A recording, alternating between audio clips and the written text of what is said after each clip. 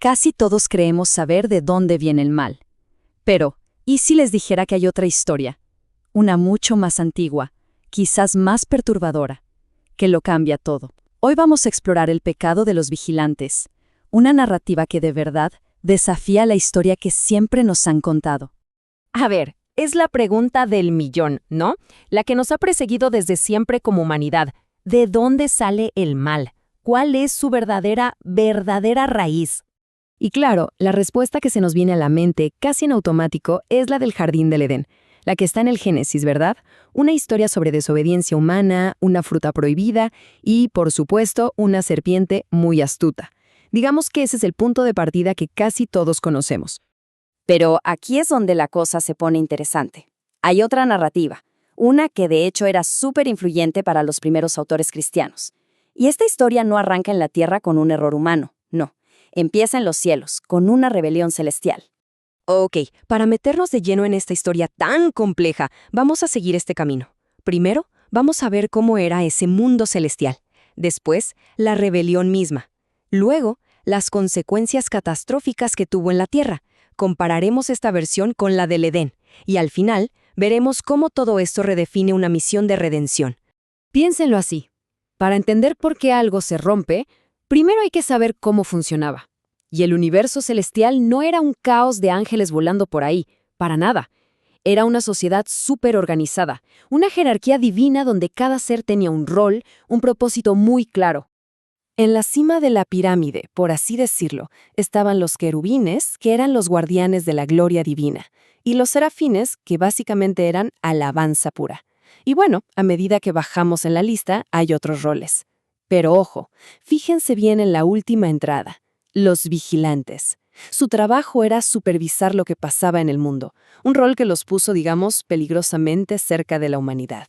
Miren a los serafines, por ejemplo. Su nombre es genial, significa los que arden. Y no es un fuego que destruye, sino uno de devoción, una pasión tan intensa que se les describe como llamas vivas, siempre alabando a Dios. Y aquí llegamos al punto crucial de toda esta historia. Los vigilantes no eran unos ángeles más. Su misión, su trabajo, era supervisar la tierra. Eran como los agentes divinos a cargo del gobierno del mundo. Y fue justamente esa cercanía con nosotros, los humanos, lo que abrió la puerta a un giro muy, muy oscuro en la historia.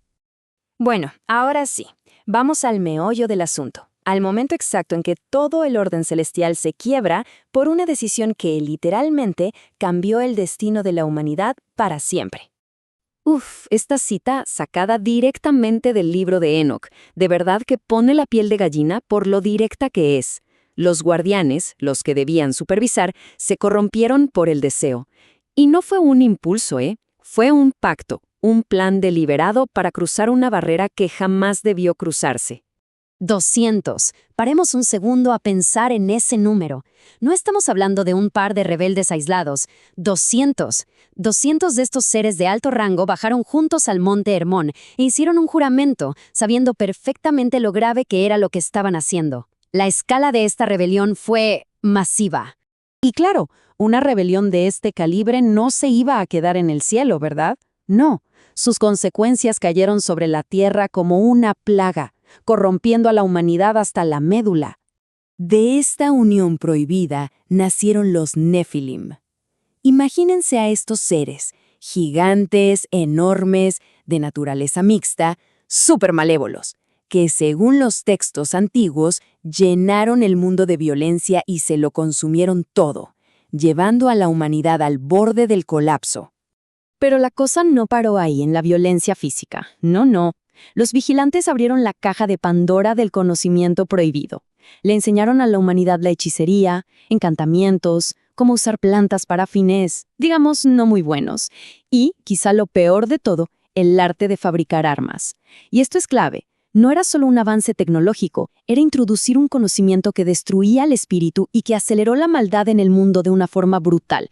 Y todo esto nos trae de vuelta a la pregunta del principio. Ahora que tenemos esta otra pieza del rompecabezas, podemos poner las dos historias, la del Edén y la de los vigilantes, una al lado de la otra y ver qué pasa. Y la diferencia es abismal. Por un lado, la historia del Edén nos dice que el mal entra por una elección humana, un acto de desobediencia que rompe la armonía, ¿ok? Pero la historia de los vigilantes describe una invasión, literalmente. El mal no surge de la tierra hacia el cielo, baja del cielo a la tierra y corrompe activamente a la humanidad con conocimiento prohibido y violencia. Y para que no se piense que esto es una teoría rara, escuchen esto. Como dice el académico Michael Heiser, en la época en que se escribieron los libros del Nuevo Testamento, esta era la explicación dominante. O sea, para la gente de ese tiempo, la cosa era así. Sí, Adán pecó en el Edén, pero los verdaderos responsables de que el mal se esparciera por todo el mundo de forma masiva y violenta fueron los vigilantes. Era una idea central para ellos, aunque con los siglos otras historias tomaron más fuerza. Ahora, ¿por qué importa todo esto? ¿Es solo una historia antigua y ya? Para nada. Entenderla cambia, y mucho, la forma en que se puede interpretar la misión de redención que leemos en el Nuevo Testamento. La gente que escribió el Nuevo Testamento, ellos sabían esta historia. La tenían clarísima. Formaba parte de su manera de ver el mundo. Para ellos, el problema del mundo no era solo la caída de Adán. El mundo estaba, digámoslo así, infectado por esta rebelión celestial. Esto hace que veamos la misión del Mesías de una forma mucho más amplia. No se trataba solo de solucionar lo de Adán, por así decirlo. Era una misión doble. Por un lado, sí, revertir la maldición de la muerte. Pero por otro, era como una campaña de limpieza a fondo para sanar todo el desastre que dejaron los vigilantes. Y aquí está el gran cierre de la idea. La llegada del Mesías se entiende entonces como una especie de contrainvasión, una misión para restaurar el gobierno divino sobre la tierra. Pero no solo enfrentando el pecado humano, sino también las consecuencias directas de una antigua guerra que empezó en los cielos. Y todo esto nos deja con una pregunta flotando en el aire. Si una historia de esta magnitud, que fue tan importante en su momento, pudo quedar casi en el olvido, ¿qué más habrá ahí, escondido en esos textos antiguos? ¿Qué otras claves para entenderlo todo podrían estar esperando a que alguien las encuentre? ¿La respuesta? ¿Quién sabe? Podría cambiarlo todo de nuevo.